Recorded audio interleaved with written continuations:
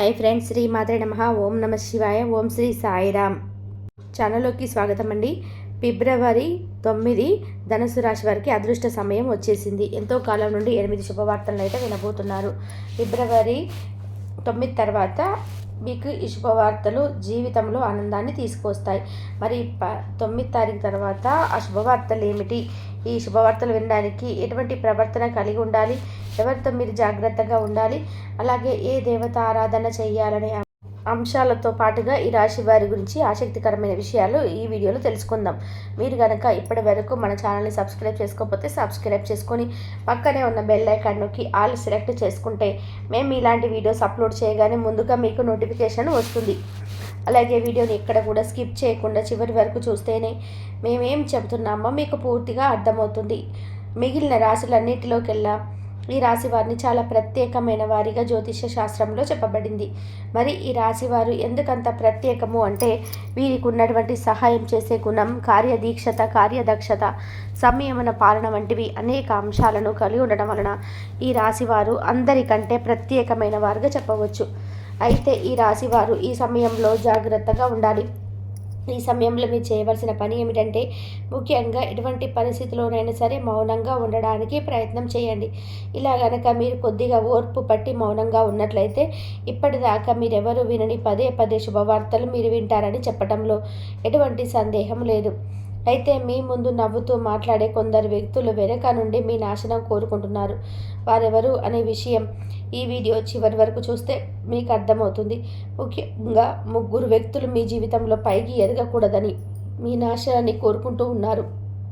ఆ 3 వ్యక్తులు, 2 స్త్రీలు, 1 పురుషుడు మీ శత్రువులతో చేరి అనుకూలంగా ప్రవర్తిస్తూ మీ నాశనాన్ని కోరుకుంటున్నారు. మీరు ఏం చేయబోతున్నారు అనే విషయాలను ఇతరులకు అస్సలు చెప్పకండి. మౌనం వహించండి. ఎందుకంటే మీరు జీవితంలో ఎదగడం ఇష్టం లేని వారు ఖచ్చితంగా మీ మాటలు వింటే మీ నాశనాన్ని కోరుకుంటారు. అంతేకాదు ఈ సమయంలో మీరు ఈ కొన్ని జాగ్రత్తలు పాటించినట్లయితే ఖచ్చితంగా మీరు శుభవార్తలు వింటారు. కుటుంబంతో సంతోషంగా ఉంటారు. ఏ ఒక్క దేవుని ప్రార్థిస్తే 2 దేవుల అనుగ్రహం కలుగుతుందో మీకు తెలుసా? అదేనండి, రాముని ప్రార్థిస్తే హనుమంతుల వారి అనుగ్రహం కూడా మీకు కలుగుతుంది. ఇక వీరిద్దరి అనుగ్రహం ఉంటే ఈ రాశి వారి జీవితం 3 పువ్వులు 6 కాయలుగా మారిపోతుంది. మరి ఆంజనేయ స్వామి వారికి ఇష్టమైన మంగళవారం రోజున మాంసాహారం తినకుండా రాముల వారిని అలాగే హనుమంతుల వారిని ప్రార్థించినట్లయితే మీ మనసులో ఉన్న కోరికలు తప్పకుండా త్వరగా నెరవేరుతాయి. అంతేకాదు ఇలా చేయడం వల్ల రాముల వారు అలాగే హనుమంతుల వారి అనుగ్రహం కూడా మీపై పరిపూర్ణంగా ఉంటుందని చెప్పడంలో ఎలాంటి సందేహం లేదు.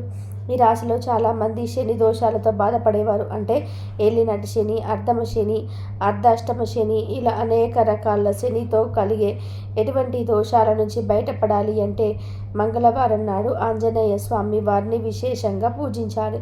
మరి ఇటువంటి పూజ చేసేటప్పుడు మాంసాహారం తినకుండా చేస్తే విశేషమైన ఫలితాన్ని పొందుతారని పండితులు చెప్తున్నారు. ముఖ్యంగా ఉదయాన్నే భోజనం చేయడానికి ముందే పూజ ముగించుకుంటే మంచిదని తెలియజేస్తున్నారు.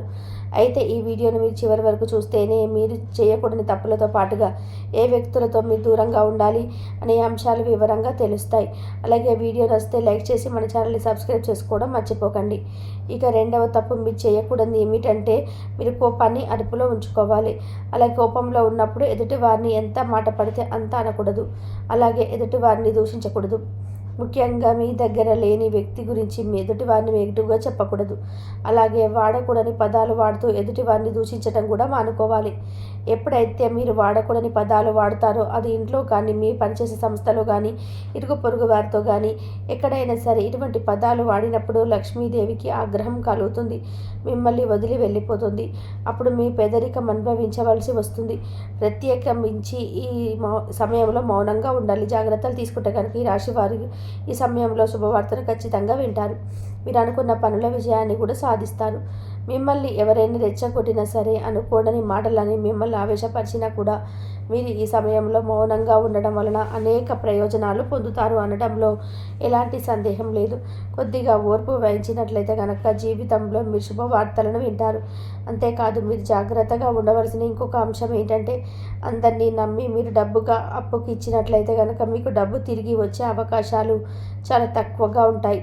ఈ విషయాన్ని మీరు గమనించాలి. ఎందుకంటే ఎవరిని పడితే వాళ్ళు నమ్మి డబ్బు ఇచ్చినట్లయితే మీ అవసరాలకు డబ్బు లేక మీరు చివరికి ఇబ్బంది పడవలసి వస్తుంది. మనకి ఉన్నంతలో దానం చేయడం, హెల్ప్ చేయడం తప్పు కాదు. కాకపోతే మనం చేయలేని సహాయాన్ని కూడా మీరు భుజాల మీద వేసుకొని చేయడం వల్ల మీరు చిక్కుల్లో పడే అవకాశం ఉంటుంది. ఈ విషయాన్ని మీరు గమనించాలి. ఇక ఆర్ అనే అక్షరంతో పేరు మొదలయ్యేవారు ఎవరైనా ఉంటే అటువంటి వ్యక్తుల వల్ల మీ జీవితంలో కష్టాలు అధికంగా వస్తాయి. కాబట్టి అటువంటి వారు ఎవరు ఉంటే పరిశీలించి వారికి దూరంగా ఉండడం మంచిది.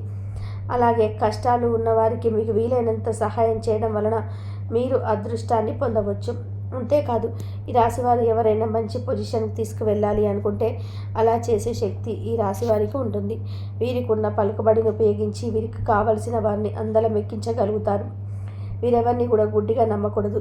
మీకు ఏదైనా కష్టం వచ్చినా ఎదుటి వారితో చెప్పడం కంటే కూడా ఆ దేవుడి వద్ద చెప్పుకోవడం అనేది చాలా మంచిది. అంతేకాదు, ఒక రకంగా దేవుడి దగ్గర చెప్పుకోవడం వల్ల మీ కష్టాలను దేవుడు విని వెంటనే తీరుస్తాడు. ఎందుకంటే ఈ సమయంలో మీకు దైవ బలం కూడా అండగా ఉంది. ఇక మీలో ఉండే నెగిటివ్ ఆలోచన కారణంగా, అంటే నేను చేసే పనులు విజయం సాధిస్తానా లేదా, నేను చేసే పని కరెక్ట్గానే చేస్తున్నానా లేదా అనేది ఆలోచనతో ఉండడం వల్ల మీరు చేసే పనిలో పొరపాటు జరిగే అవకాశం ఉంటుంది.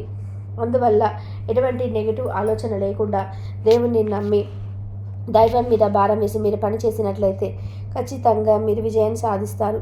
అలాగే పని ప్రారంభించే ముందు దేవుణ్ణి తలుచుకోవడం మాత్రం మర్చిపోకండి.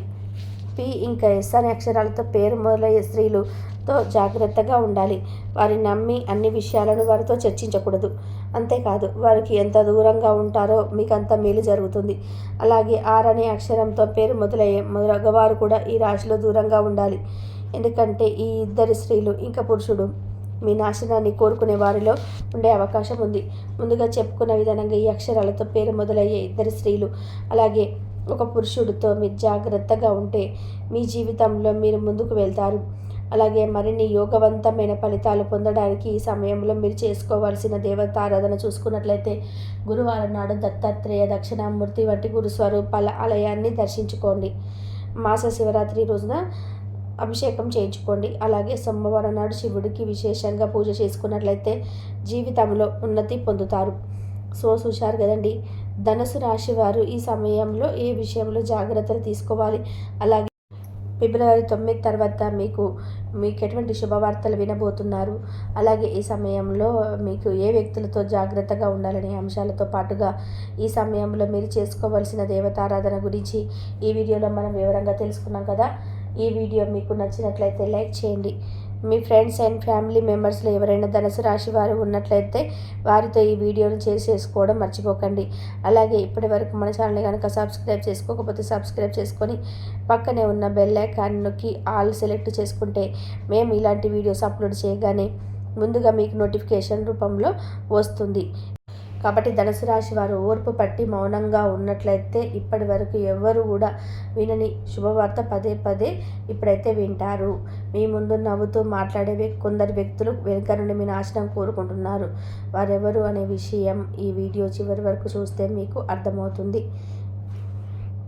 ముఖ్యంగా మీ జీవితంలో 3 వ్యక్తులు మీరు ఎదగకూడదని నాశనాన్ని కోరుకుంటున్నారు.